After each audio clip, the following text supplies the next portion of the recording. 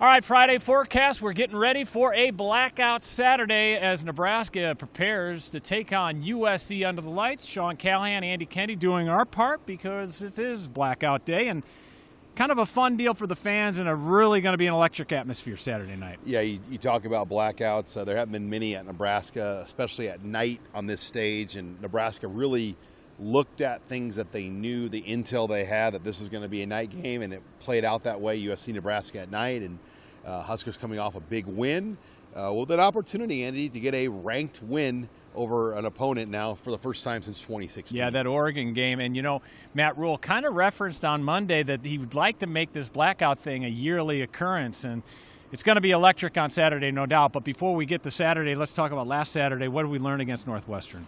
Well, again, it was a hard-fought, typical Big Ten game, and I think that's the reality. Every one of these games that Nebraska has played the last 3 years in October and November have almost been like this, where you punch back and forth, and it takes a few things. And for Nebraska, it was a kick return for a touchdown that was really the difference. Then I thought the one drive where they just let Dylan Raiola air it out and kind of a spread look, he executed that drive where Northwestern couldn't execute a drive like that with their quarterback. And those were the two differences, along with Emmett Johnson, who had 27 carries in that game, and again now is one of the top running backs in this conference. Yeah, career high 27 carries. He's second in the league in rushing attempts and in rushing yards.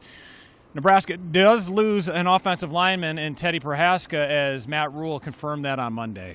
Yeah, tough blow for Teddy, who's now had multiple different knee injuries, probably done for his career. I mean, there's always a chance he could come back for a hardship 6th year, but just doesn't seem likely with what he's been through and how tough this has been on his body to go down again with really the same injury that he's battled all the way back to 2021, the night where he was holding off Aiden Hutchinson and went down that night. And we just have never been able to get that Teddy Prohaska back, and it was a tough way for him to go down.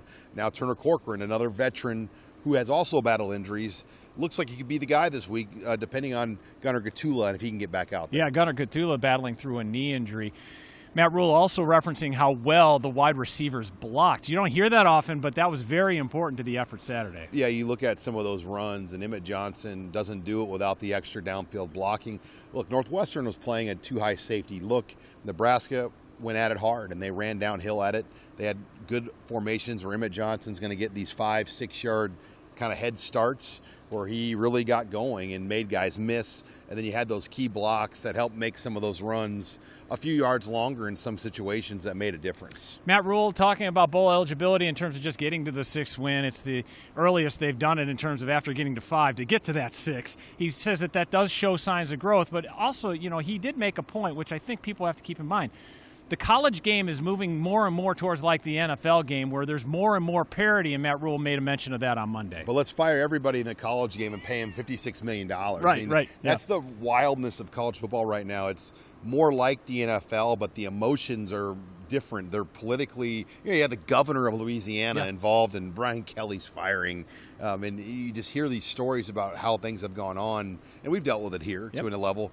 But you're right. I think the money, the parity, when you look at Vanderbilt and Missouri and teams of this caliber that are up there, BYU, it's anyone's game now. And I think there's a path to get to the playoff for just about any team right now, which, in the 4-team playoff era before NIL, you couldn't say that. I think that's what makes this game great. But, man, these agents sure have made a lot of money, and it's you wonder if the buyout long-term with some of these coaches are going to change. But it doesn't seem like it. It doesn't seem like it's going to slow down. Yeah, and the big picture of things, Saturday really is an elimination game in terms of the big picture of the playoff, because both teams come in with 2 losses. And if the Big Ten gets a 4th team into the playoff, that team will have 2 losses. So a huge game. Obviously, USC is led by Jaden Maeva.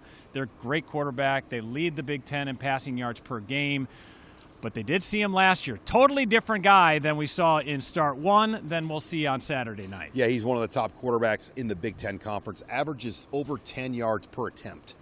So his yards per attempt leads the conference in what he can do. And Lincoln Riley, is a quarterback whisperer. He's had great success wherever he's been with quarterbacks. And, Maeva's considered a high draft pick guy down the road. I do like the fact that temps will probably be in the 40s.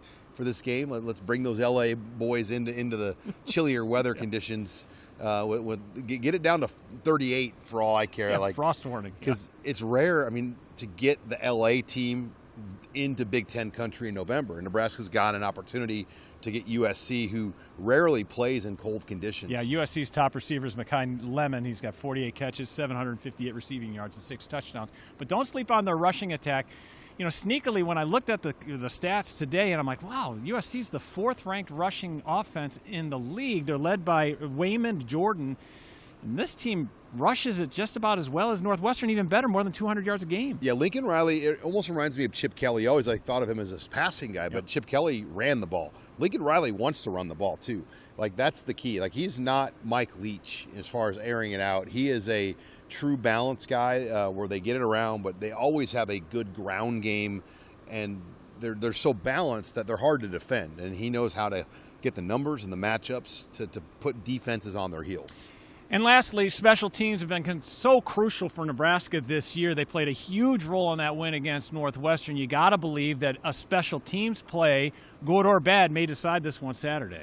Yeah, you know, for Nebraska, they've had a kick return. They've had multiple punts, punt returns that have been big this year. Punt block. Yeah. I mean, Mike Eckler has impacted this season. You can make a strong case. They're not 6-2 without Mike Eckler and the impact he's had on this team. And what's the trick going to be this week? And you know, can they go after a punt? It does seem like they've kind of scaled back going after punts. Teams are ready for it.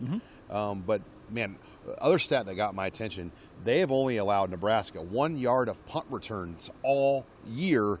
They were 245 yards of punt returns a year ago. Yeah, some of that has to do with Archie Wilson, but some of it has to do with the great coverage. What do you expect Saturday night?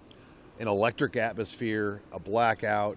You know, it's going to be fun to see USC back in Lincoln. The first time they've been here since 2007. Pete Carroll was strolling the sidelines then for the #1 ranked Trojans. I'm excited. I mean, this is why you're in the Big Ten, for nights like this, for a game like this on national television. It's going to be fun. Nebraska comes in 6-2, taking on 23rd ranked USC. They come in 5-2. Game is at 6:30. It's on NBC.